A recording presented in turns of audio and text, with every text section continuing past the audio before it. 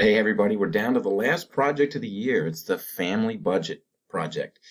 This one is kind of a doozy. It'll take you a few days to do. You have a lot of choices on what you want your budget to look like, what kind of car you want, where you want to live. Do you want a house, an apartment? Do you want to rent? Do you want to buy? Do you want life insurance? All that kind of stuff. So I'm going to go through the directions here. This is going to take a little while. This might be a 10-minute video or so. But the good news is if you miss something, you can always rewind it and go back to a certain part to review the instructions. But anyway, this assignment has two things. There's your instructions, which is on this document here, and I'll go through all of this for you. I know it looks like a lot, but it's easier than, once you start getting into it, it's easier than it looks. And then the family budget spreadsheet. We created the spreadsheet for you.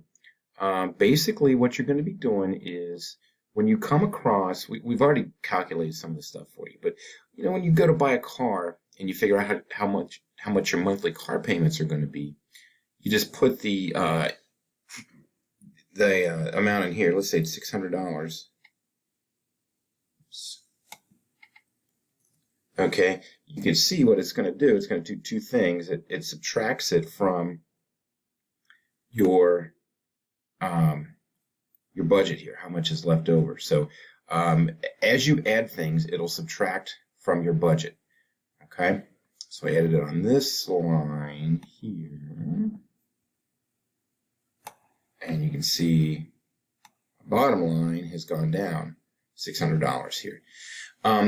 The goal is to get this box here down to zero. That doesn't mean you spent all your money. That means that you've accounted for all your money, which is what a budget is about. Okay, so you want to make a plan for your spending for the month. I'm going to delete that there. Okay, so basically, you're going to be graded on your spreadsheet. Do you make good decisions? Do you not make good decisions? And so forth. So let's run through this. In your instructions, it says, here's your scenario. Okay, you have two children. You have a girl and a boy. They're 8 and 10 years old. Okay, you're married too, so you have a combined monthly income with your spouse. Okay, here's the toughest thing that a lot of students have trouble with.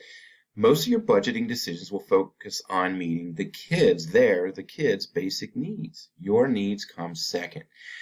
So if you want to go out and buy a Lexus as your car and it's $750 a month payment, you know, if that means that the kids, you know, can't do activities or, you know, after school or sports, or you can't save, you can't buy life insurance, you know, you think about those decisions. Your kids come first, okay? So you might not want to get a Lexus, instead get a Toyota on your car, okay? The next thing is securing your financial future is third on your priority list. So you can, hopefully you learn by the financial literacy lessons that if you save a little bit a month, $150, $200, man, after 30 years, that could mean, you know, hundreds of thousands of dollars that you're going to have later on in your future. So a little at a time adds up over the long term. Okay, and then the third thing here is, here's your combined income. $73,891 a year divided by 12, that's $6,157 per month. And on the sheet, okay, that's what you start out with. Okay, now here is where you can make some choices. Okay, anything that you buy, whether it's a car, the place you decide to live, and so forth, what I want you to do is, on your family budget, there's some tabs at the bottom on the spreadsheet. There's one that's called portfolio. Okay, in these boxes, you can copy and paste pictures of the cars you buy, the places you want to live, and so forth. Okay, there's another tab here called grocery list. Don't put your groceries on your portfolio. I want you to keep that as a separate list on here. Okay, we'll get to that in a few minutes. So here are the requirements. Okay, first of all, you must account for all of your monthly income. You want this to be zero. Cell C21. Okay. We figured out all your taxes first. for you, and we put those on there. You're paying $739 per month in federal tax, Medicare $179, Social Security $382, and $40 to the state of Ohio. We have those on here. We've subtracted those for you. Okay. How many cars do you want to have? Do you want to get by on one car? Or do you want to have two cars? This website here, these links are all good. They'll take you to, I've checked them, they're all good. They'll take you to a loan calculator where you can figure out how much your car is going to be. Okay. Now, on here, let's say you figure out, you go to, let's see, Ford.com, and you decide that you want to get a brand new Ford Edge. Okay, and what you can do is starting price is $31,100. I'm just going to use that, ignore all the rest of the stuff. I'm going to use that as my basis. Okay, so it's $31,100. Okay, 60-month loan. My vehicle is new. We'll leave it at, what did we say here? 3.5%. 3.5%. So change your bank rate to 3.5%. And then you can see that's $559 per month. It does the figuring out for you. So then I would take my $559. If I only want one car, I have to do this once. If I want another car, I've got to find and shop for another car. So that's $559 that I would put in the budget. Okay. It does, like I said before, it does this subtracting for you.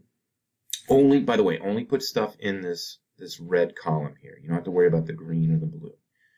Okay? You can also, you don't have to buy a new car. If you want a used car, you can go to, I got a couple links on here for Auto Trader, CarMax, and Cars.com. Okay? Then you have to go here and figure out how much your car insurance is going to be. Okay, you got to go through this. There's 4 or 5 steps here, and it'll actually give you, it's a nice thing about this website is it'll give you 4 or 5 different quotes on car insurance. So use whatever one you want. Okay. Then next, how much is gasoline going to cost? There's the American Automobile Association. You have to figure out kind of how much you're going to drive.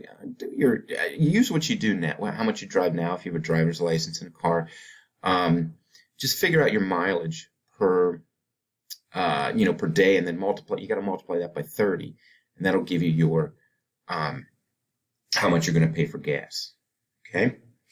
Next is you need shelter. So you want to figure out how much, or what you want to figure out a house first.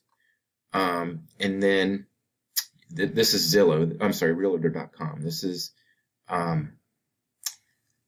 these are all Cincinnati houses. So there's all kinds of prices in here. So what you can do is you can search for you can put a zip code in.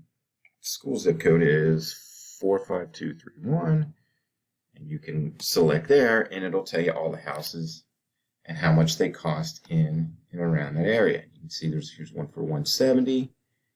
Here's one for 39,000. I would not recommend getting that one. That looks a little beat up.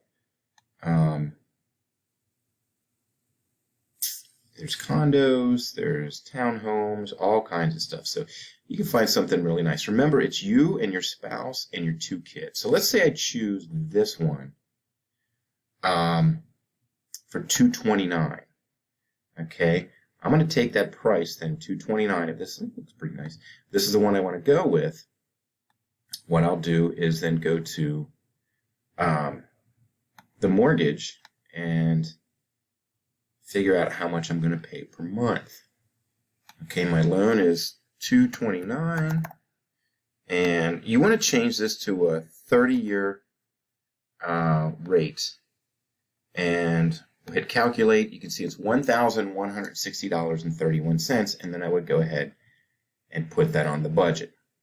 Okay, now I'm going to pause this, and I'm going to do a part 2 because I'm running out of time on this free video editor here. So this is part 1, and I'll get to part 2 in just a second.